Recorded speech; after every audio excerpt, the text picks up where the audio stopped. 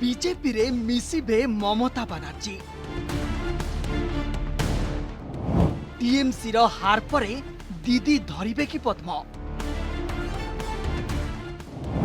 निजर गड़े तीन अंक छुई पारिलेनी ममता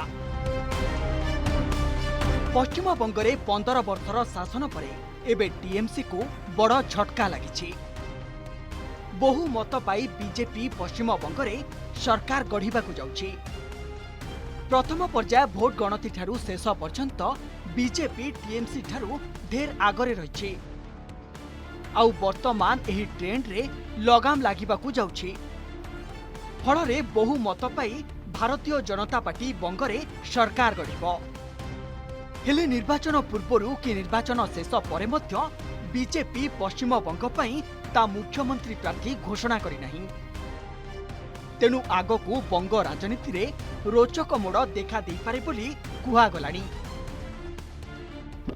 पूर्वरु बीजेपी को कड़ा विरोध करुथुबा आप सांसद राघव चड्डा बीजेपी रे सामिल हो सारिछंती। गरीब और मध्यवित्तक पई स्वर उत्तोलन करुथुबा सांसद बीजेपी हाथ धरी नरमी जाइछंती। आउ आगकू ममतांक क्षेत्र रे ता देखा दे पारे बोली कुहागलानी।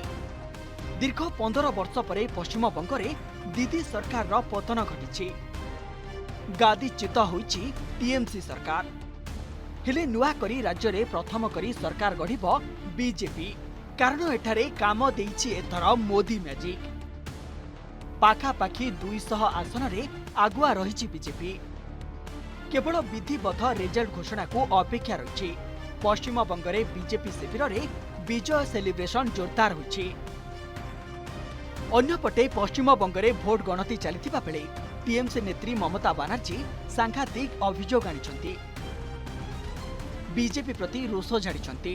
निर्वाचन कमिशन को उपरे आरोप लगाई ममता कहिछंती जानी सुनी गणति विलंब करा जाउछि। बीजेपी इंगित रे काउंटिंग विलंब हेउछि। ता छड़ा टीएमसी एजेंट मानकू सतर्क रही बूथ को जगी रहिबाकू आह्वान देइछंती ममता बनर्जी। সবাইকে নমস্কার জানিয়ে বলছি প্লিজ দয়া করে কেউ কাউন্টিং এজেন্টরা এবং প্রার্থী ক্যান্ডিডেটরা তারা ভোটিং এলাকা ছেড়ে আসবেন না। স্ট্রং রুমে যেখানে কাউন্টিং হচ্ছে মানে সেন্টারে সেখান ছেড়ে কেউ আসবেন না। এটা বিজেপির প্ল্যান। প্রথম 2-3 রাউন্ডে আমি কালকে থেকেই বলছি যে ওদেরগুলো আগে দেখাবে আমাদেরগুলো পরে দেখাবে এবং অনেক জায়গায় 2-3 রাউন্ড কাউন্টিং করার পরে প্রায় 100টা জায়গায় কাউন্টিং বন্ধ করে রেখে দিয়েছে এবং কল্যাণীতে ধরা পড়েছে 7টা মেশিন যেখানে কোনো মিল নেই। এটা টোটাল ফোর্সফুলি সেন্ট্রাল ফোর্সকে দিয়ে চারিদিকে তৃণমূল কংগ্রেসের উপর অত্যাচার করছে, অফিস ভাঙছে, জোর করে দখল করছে। এসআইআর নামে আপনারা দেখেছেন ভোট লুট করেছে যাতে যে সিটগুলো জিততে পারে। কিন্তু এখনো এমন 70টা সিট আছে 100টা সিট আছে যেগুলো আমরা এগিয়ে আছি সেগুলো বলছে না। টোটালটাই মিথ্যে নিউজ খাওয়াচ্ছে। আগে ডিআইসিও এই খবরগুলো দিত কিন্তু তাকে কালকে চেঞ্জ করে দেওয়া হয়েছে।